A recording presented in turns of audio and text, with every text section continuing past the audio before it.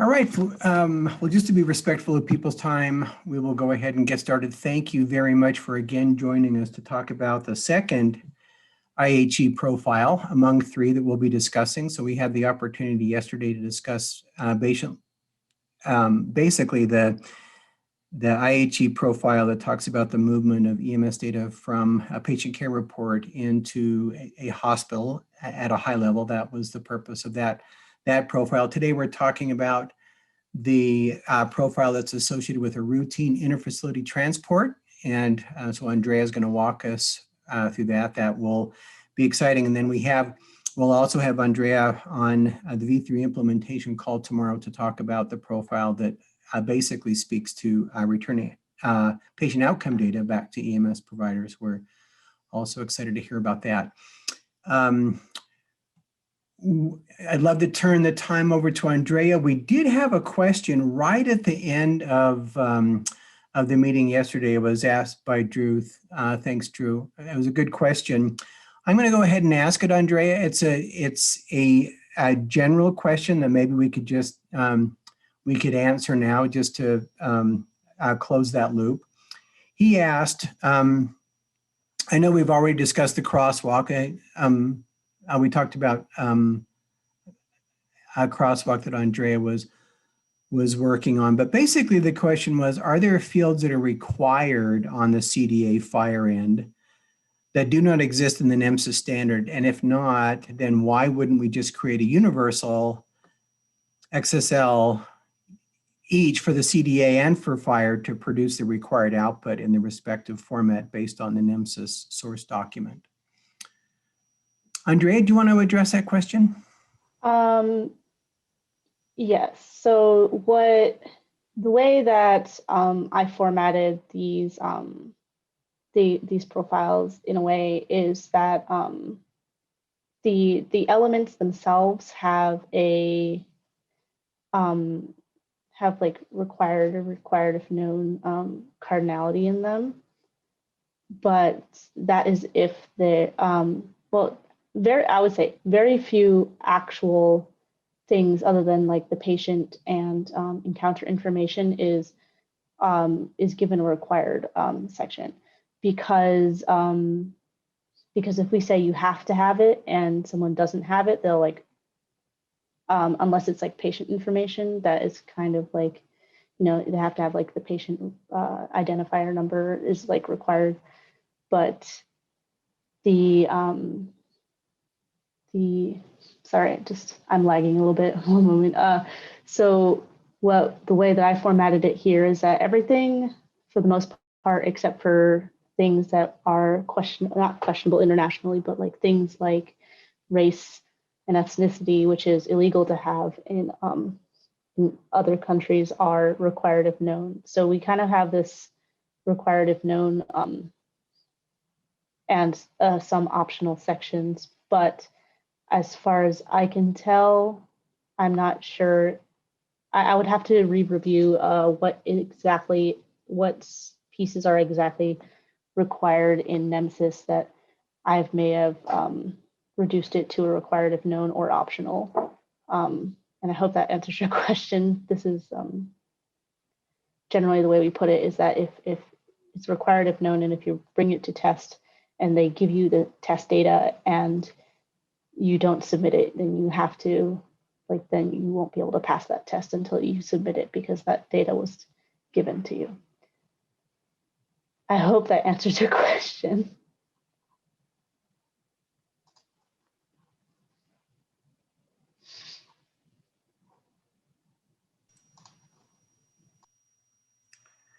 Yeah, let's assume that it does. Drew, I'm sure will get back to us if there's more questions. So let's move forward with a review of the interfacility transport profile. I'm excited to learn about this, Andrea. All right, I'm just gonna share my screen so we can just look at this profile. This is one of the profiles that are available at that link. So we have the referral. Well, so its original name was Routine Interfacility Patient Transport, and we changed the name to Referral for Interfacility Transport because I believe one of the people in the committee commented that the title was a little bit confusing as to the capabilities of what this profile does. And with the idea that it's kind of a bit of a confusion between the paramedicine care summary and this one, and how they're a little bit separate. So we changed it to referral. And one of my personal public comments is this is a typo. It's supposed to be in R4. This is updated. So there's that. So the routine is the referral for interfacility patient transport is a profile that deals with the flow of data from the hospital to an EMS system. And I'm sorry if I'm making you guys dizzy trying to get to the volume 1 pieces. So it's just trademark information. So that's the movement of this in kind of a document sharing, and this document sharing applies to both CDA and FHIR in IHE as of this point. And what we're looking for is the hospital to send out the patient information when they request a transfer of the patient from a hospital, say to a higher end hospital, to a rehab center, to even just to discharge home. But ambulance is used in this case for this discharge. So this is kind of this is what this profile is meant for, is kind of that kind of transport and discharge. And so we have a very similar setup here in the options, which is you have a CDA option to do this, and you have a FHIR option to do this as well. And there is and so this is heavily also, again, compared to the paramedicine care summary, this is heavily based off of the international patient summary. So what we are looking to have, and I'm just going to make you dizzy again because I'm just looking for the volume 3 where a lot of this information is mapped out. In volume 3, we have this table. Sorry, it's a data element table for this profile, which has the data elements that were informed by Nemesis and their location in the CDA. So this is kind of like your CDA mappings over here. And like I said, they're going to an IP, it's basically taking on an IPS document structure here. Because at this point in time, with the work that was done in the international patient summary, we were looking at what the HL7 IPS contains and what important information is in it that we could transfer. And we're looking through what we have here in the RIPT summary. They pretty much had everything in the international patient summary except for payer and transport instructions and the coded reason for referral. So we have a referral, payer, and transport instructions that deviate from the initial structure of the international patient summary, which is why this isn't, we don't recommend to just send that summary. And but the rest of these sections, they fit very well within what Nemesis is asking for in the information. And I didn't include any encounter related information in this summary because, at least in my experience, and this was informed by my personal experience as a interfacility EMT transfer truck, is that you're just looking for the patient's information and where they're going to be able to monitor and look after them and care for them properly. Usually you're not transferring someone from one facility to another if they're in the middle of an encounter. Usually they wait till the patient is stabilized before doing that. So that's the reason why we didn't include any encounter data, but we did include vital signs because that is also kind of an important, at least having recent vital signs for the patient for monitoring. And the way that this is structured in this section as well is, so we have like our header elements and we have our section elements down here. And these are modeled after, I believe, the International Patient Summary. So there are actually, no, these are informed by our first initial review of these. These are the sections that we're saying a hospital is required to send over their medication summary, and they're required to send over their past illnesses. These are all the element pieces that they're required to send. And then we have these are required if they have the information, required if known pieces. So, and then over here we have the constraints for each of these. And these constraints were, I believe, taken from the information that we received from, we looked into from Nemesis, as well as some of the templates that are in IHE right now. So, and we constrained them to try to align with it. So we're saying, in the payer section, these are required if knowns, because these are the things that the Nemesis elements require within this section. So we have so these pieces are informed. This column, I can't quite highlight it properly, is informed by Nemesis, and so we have one for, I believe, almost every single one of these. Yeah, so we have one for the majority of these sections here. The transport instructions section is kind of at blocked off at XXX right now because we believe that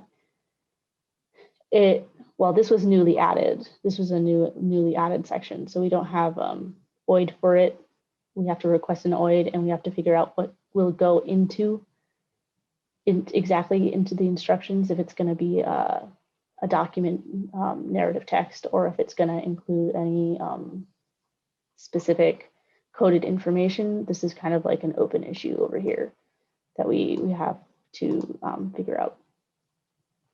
But yes, so this is basically the RIPT profile. In our appendices, I believe later on we have, sorry, this is just a lot of information I have to scroll through because I don't have a text over here. Yeah, Andrea, this is Clay. Could I ask a quick question? Yes, go for it. So yeah, this was a good read, and I'm still trying to get through it. This is Clay. I appreciate the work that you did. When we get down here to the FHIR resource specifications, you're right, and you show it right there with section 720 there, or line 720, that the Nemesis data elements are linked to FHIR resources. But in the above pieces where you're kind of mapping the IPS elements to the CDA, some of those IPS elements will map well with Nemesis, others won't, right? So functional status, for example, we don't collect in Nemesis, but that makes sense to me, right? I mean, there's, I'm trying to frame this up, right? This is a patient that's going from one hospital to another. So the IPS, I imagine, is kind of, has medical record sections in it that EMS just would not have. And so I guess I'm trying to envision, clearly the vendors will be interested in this. I mean, this is care provided by EMS. I'm just wondering how much of the record, right, that's being transferred into the EMS record will have a landing spot, I guess. So for example, there's some good examples here, like IPS social history. I still have to look into that.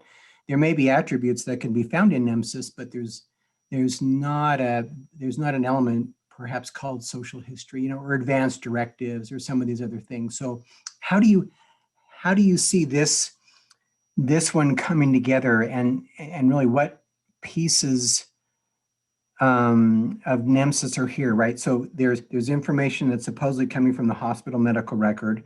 There's clearly going to be information that the EMS providers or the interfacility transport team will be putting in during their transport. So how does this kind of come together, I guess?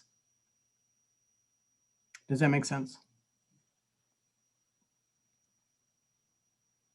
Sorry, I was talking on mute. So I have a very similar crosswalk to what I did with the PCS over here. It's mapped in like the same way as we have here. And so what I have here is kind of like similar to, well, like I said, another comment that I have for the RIPT profile is the mapping tables are, again, a little bit inconsistent.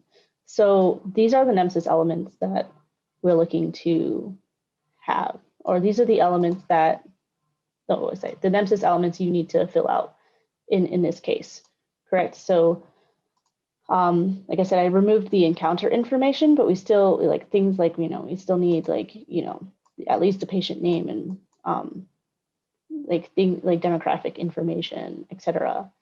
And this kind of actually is very helpful, I think, because once you get down into the section pieces over here, into the sections, you can see the elements and what elements go into these sections. So you have your medication sections, so we have our current medications and frequency. You have your allergies that go into the allergies and tolerance sections. You have any problems. I didn't put any detailed information just because, you have like problem code, onset, and et cetera, background information that can be contained within NEMSIS, I believe. It's just, I don't have the exact NEMSIS elements to put there at this point.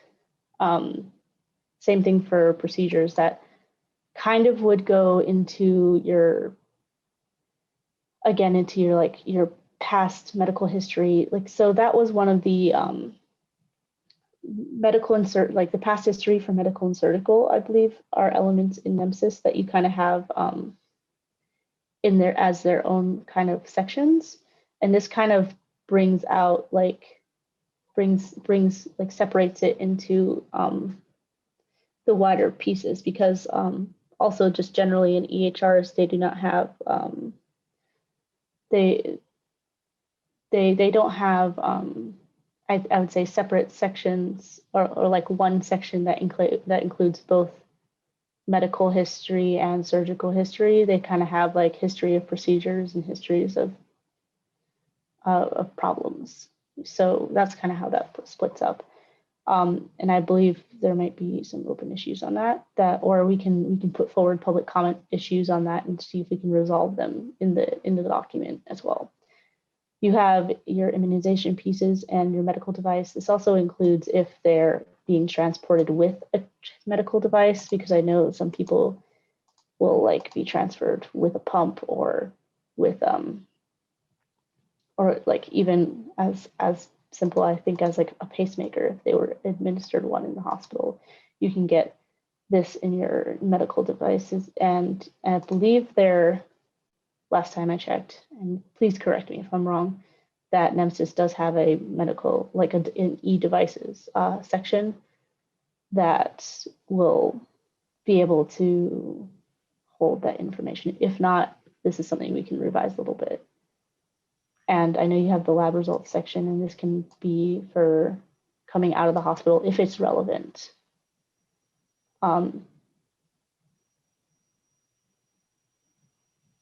Great. There's Yeah. vital signs. Yeah. The one section I believe that you had the question for was the social history, and functional status. So these functional status, you don't have a functional status section, but this is where your assessments will be usually. And I believe I have a comment in the previous above pieces, because I have your like skin assessments and neck assessments where you determine the extremities, if there's any injuries. I believe that will also go into the functional status section, but I had a question about that for another person I gave this gave the mapping table to. But this is where your assessments would go, and your social history would be things like occupational industry, smoking status, alcohol use, and like later on. So these sections, because the International Patient Summary is trying to be as open as possible, even though these are the only things that are really specified, you can put things like occupational data, dietary pieces. It's like it's an open social history section for that. But yes, basically, I found when I was doing my personal view, like looking into this, I found every place that the Nemesis elements would reside in the International Patient Summary. And I also have an International Patient Summary mapping table over here from the IPS work that we ended up doing, so that you can see like how these sections were put together to see kind of like what they can hold. So you can either have them at a text level, which is what IPS did. You can have a narrative text level, or you can have a specified elements.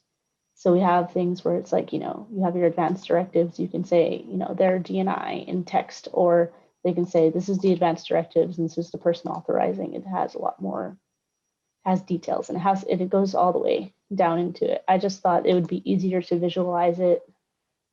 Oh, sorry.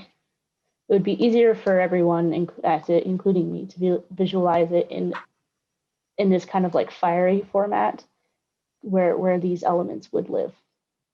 And I hope that answers your question. Yeah, Andrea, I think this crosswalk will be really helpful. And again, it looks Kelly and others are asking for it because it's so valuable as we try to think about FHIR for all of us that are trying to wrap our head around that. But I think you mentioned yesterday that you wanted a little time to tighten these up a little, or were you making them available, the crosswalks? Yes. So I believe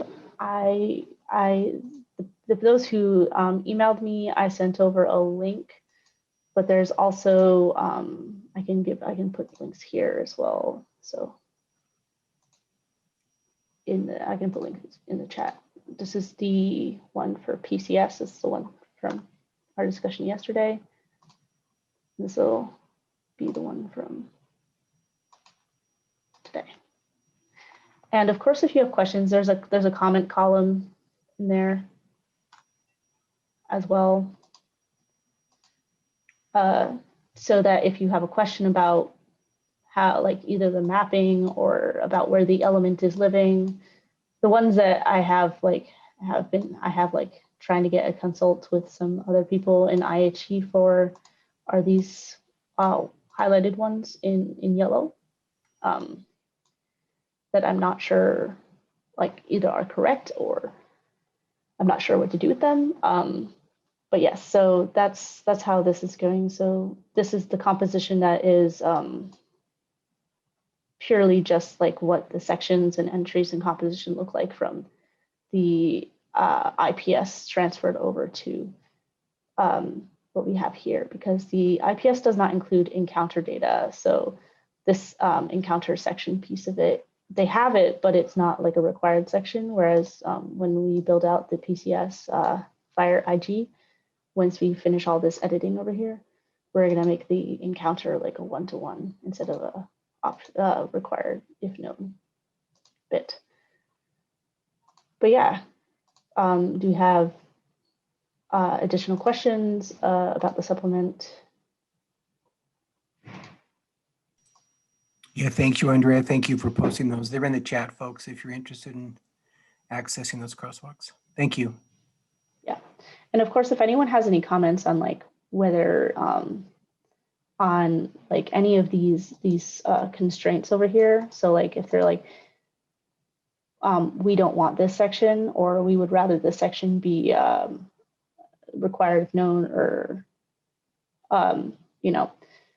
you can also say that. But again, this is also just like consuming it, consuming these sections as best as you can. But yes, and also I believe like mental status indicators will also be in the function. Assessments will also be in the functional status areas as well. So there, I mean, I believe I have another, so these crosswalks that I put together are kind of based off of some of the previous work that I did and previous extensive mapping that I had gone through like a bunch of versions for these things. But I believe if you would, I believe someone yesterday asked me to put together a kind of like an analysis of what Nemesis has that doesn't go into an EHR, or if the EHR has things that Nemesis doesn't have. I believe someone asked for an analysis on that, and I would need like a few days to work on that just to get that fully together to where I think it would need to be for you guys. But yes, that will be out in a few days. There also, I'm kind of putting together a Google Docs folder for these different profile things. These are what's in the mapping tables right now, those two tables. And I have the public comment documents, including the two supplements that if you would like to make physical comments on, you're able to make a comment. You're able to comment on these two physically within the document. And I'll be checking up on those in the next several things. And then also we have the comment document template over here if you guys don't have it or would like to access it. I kind of have like my two comments up here for reference, and you guys can even populate this table yourselves if you want.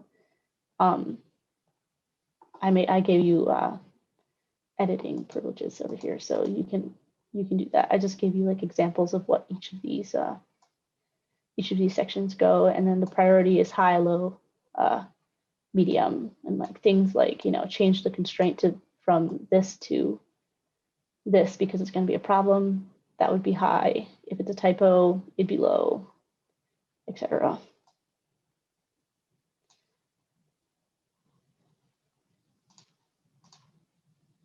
Is there, do we have any additional questions or concerns? Because, of course, if we don't agree with anything that's in this profile, we would want to fix it before we put it out for trial, because we do want to make sure that you guys are comfortable with taking this on and testing it and bringing it in as well. What's the timeline on that going to trial? That's the next stage? Yes. So once we finish the public comment period, at the next face-to-face, which is in the next, I would say month. The next face-to-face, I think, is in a month and a half, where we present all the comments that we have and proposed resolutions for them. And when everything is resolved in the document, the committee will say, we've accepted all these comments and we believe that this is ready for trial implementation. So that would be the goal, would be to try to get it to trial at the end of the next face-to-face, which I believe is in April or very early May. So yeah, and then once it goes out to trial, you guys can implement and take 2 connectathons. And is there sorry, go ahead. What was I saying? And IHE will try to help market this. Well, not market, but like, kind of bring awareness to this profile and try to get more than just, I would say, it's usually Epic who does a lot of these testings.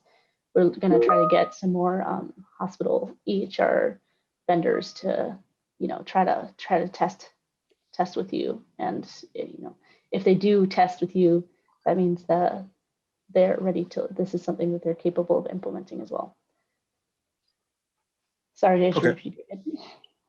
And there was a sample scenario on the first one. Is there one on here too? Yes, that would be in the volume 1. Okay. So this one, yes. Is there an accompanying XML FHIR sample for that scenario?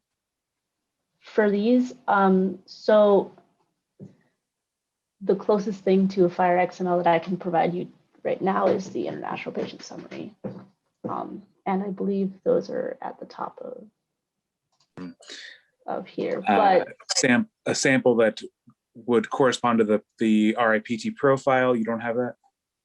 no, because I've been trying to, because since we've been re-editing everything, the XML is not currently up at this point. But Okay. I would inform you that in the below sections where we are saying that we're going to base it off of the IPS, because we believe that that section contains everything that we need in it. It's basically going to take the IPS structure definitions and put it into an RIPT composition. So whatever the IPS XML says, it's probably going to be not changed very much. Okay. So I believe, give me a second to like find it in the, so my browser. So if you go to this link, I'll put it in the chat.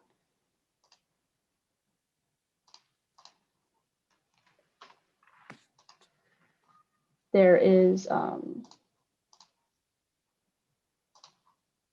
you go to the IPS composition here, and you can go to either the differential table, etc. And you can go down to the section levels. So this medication section here and the IPS medication statement. I believe I'm not making any changes to this for RIPT, the RIPT supplement. So you can go in and see, if you go to the medication statement here, you can, here's the XML that goes into it. Sorry, it's very blocky at the top. Yeah, so we have like the full FHIR structure definition here. And so that's basically, so what we're trying to do is, because we're trying to make this as standard to the IPS as possible. And because the IPS sections seem to be very, for the most part, robust in what their elements include. So you can, this is I believe the things that were edited. You can look at the full table. This contains like the full definition and what is available to the extent of the structure definition as well. So just like be aware that because the differential table is here, this is not limited to what is here. It's what's in the whole snapshot over here. Hey, Andrea, this is Clay. Another quick question. I'm still trying to bone up on this IPS. It's a little bit out of the wheelhouse for EMS, right? But of course, this record, if you're doing an interfacility transport, you need to be able to include this information. How closely does the IPS adhere to, for example, the patient discharge summary template in the CDA, in the consolidated CDA format? I'm actually very unsure. I will have to look at that. As far as I can tell in CDA, so obviously HL7 did a lot of this work, and HL7 has a CDA for, they did the IPS in CDA and here. As far as I can tell, they tried to make it, with the exception of, I think, the advanced directive section and I think the functional status section and social history, they tried to align it as best that they could to CDA, but I'm not sure about the actual discharge summary. Yeah. But I will put that in a note and see if I can kind of build out another one of these spreadsheets for that. Okay.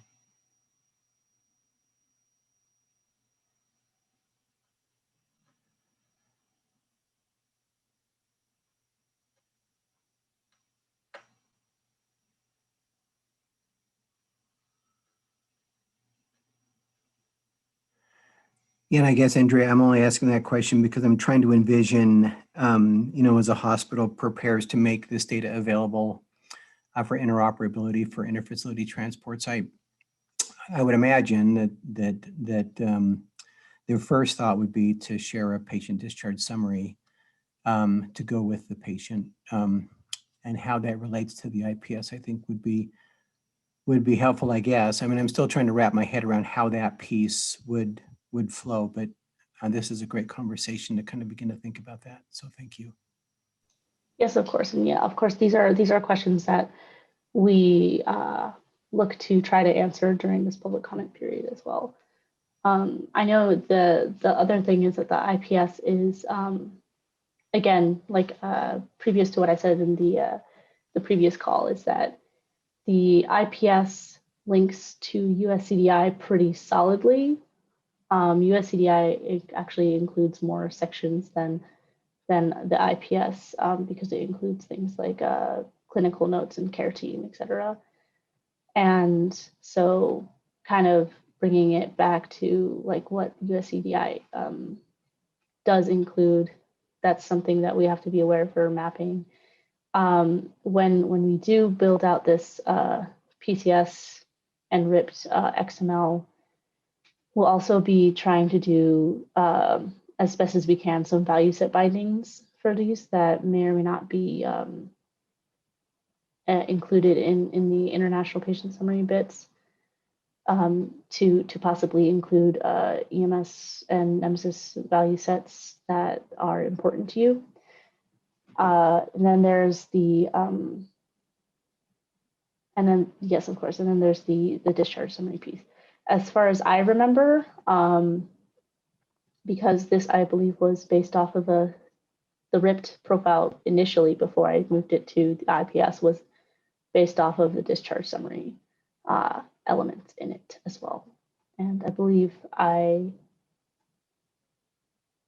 it lines up, like I said, I believe it lines up, and I'm going to say this very cautiously. I believe it lines up properly. I'm just trying to figure out the, I would just like to do the crosswalk first, because of course there is the, I don't want to promise anything that's not there, of course.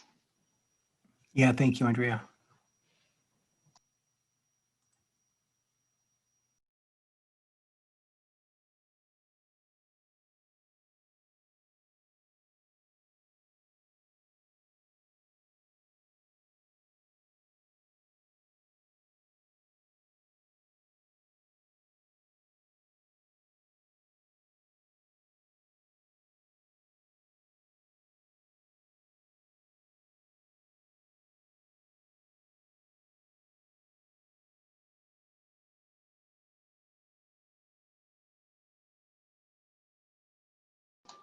So I see someone in the comments asked if it's okay to share the crosswalks to your cloud server.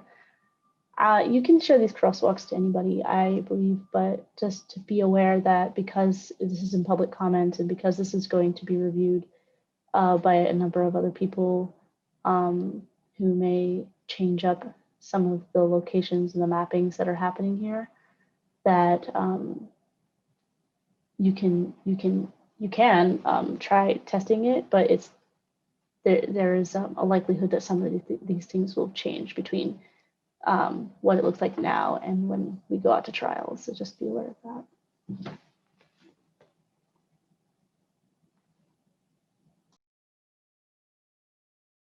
Do we have any additional questions or concerns, or even questions about public commenting or the meetings?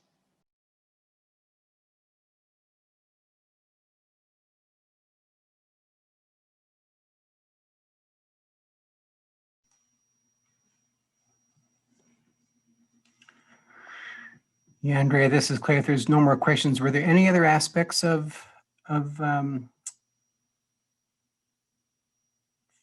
RIPT that you wanted to go over, or I think you've done a great job reviewing it. Any other pieces you wanted to go over, Andrea? I believe that was mostly it, but I have I think would be useful for everyone to know about up here. If we go make you dizzy for a second, up in the pieces here. So we have the MHD provide document bundle transaction here.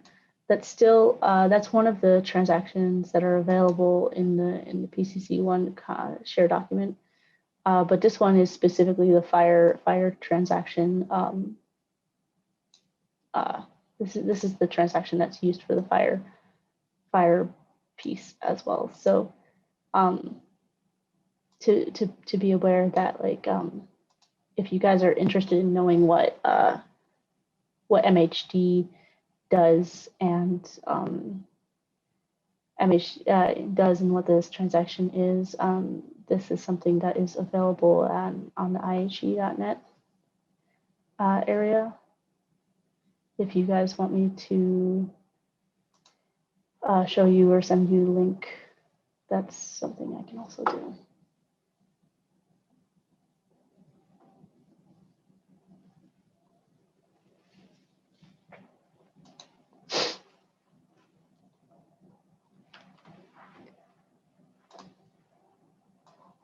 So this would be in the technical frameworks in the IT infrastructure.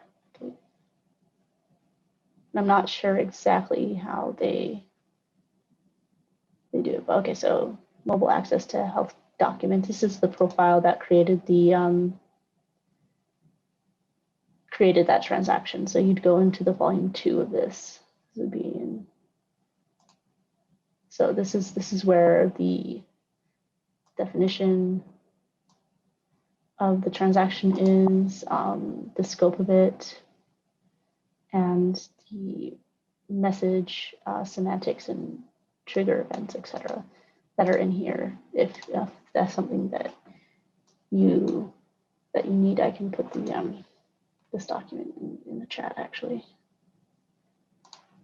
if you're interested in looking at this, because that's this is a piece of the transaction information. And it also, this is the same, we're using the same transaction for the previous document. It's all the PCS as well.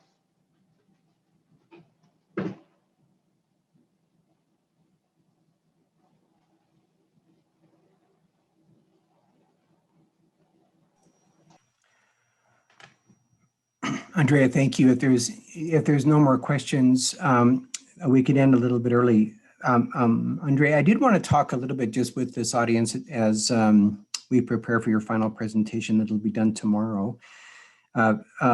Looking at patient outcome data flowing back to EMS as kind of a high-level description. We talked about the idea of additional work there, right, where we may be adding, I don't know what it's called within the profile process. Is it another volume where we may be working to develop a NEMSA specific template, right, where commonly requested e-outcome data that exists within the outcome sections of NEMSIS or other elements that a state may request could be put in a template that we would be preparing and make available to vendors. Am I describing that correctly, Andrea? Yes, so in the volume 4, which I'm trying to see if it's available in RIPT, and if not, that's an open issue public comment piece, because it should have a volume 4 in it. Volume 4 is what we call the national extensions volume. So each volume is split up. So volume 1 is kind of like the use cases and general descriptions. Volume 2 is a transaction description, and volume 3 is the technical section that goes through the elements and data elements and constraints as well. And in our volume 4, here we go, as an example, we have our national extensions for IHE USA, and volume 4 is where we put in all those things. So in the initial volume 3, we have these data elements are optional elements, even though in Nemesis it's kind of something that you'd like to have and is required to have, or a required if known element in the US. But say, because we can't have that in the main area because that's illegal in like places like France and Germany to ask for. So we'll have like sections in there with the elements with a constraint that says volume 4 constraint. And so volume 4 is where we put in all these things where it's like, this is a US centric section, and this is something that, and these are it also includes the specified value sets for the national extensions as well. So it's basically saying, in the US, you have to use these data elements, or you have to use this value set, etc. And so currently, CORE, the quality outcome reporting, does not have a volume 4. So we're opening up that profile again and putting in a volume 4. And that's where we can work together on tying in all your concerns with getting this as close to Nemesis compliance as possible. That's where we, excuse me, we would do it. And this is where we would do it in every single profile. So just like if you're saying a section in PCS or RIPT is not specified enough, then we can open up, we can make a reference to volume 4 and have like have those value set constraints as well. And I believe something along the lines of trying to do that and making that into getting those into the FHIR IG when we get to the step of building it, because like I said, I didn't want to build anything until we were absolutely sure that we were going like what exactly we wanted in it, because I felt very ambiguous at the time and etc. basically. So once we finish with this and before we put it out to trial, I will be building these FHIR IGs as well.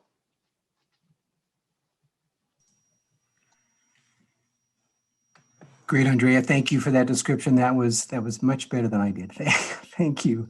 Thank you very much. I think those will be incredibly valuable sections for Nemesis. We're excited to see that grow. Any additional questions for Andrea regarding this profile before we end for the day?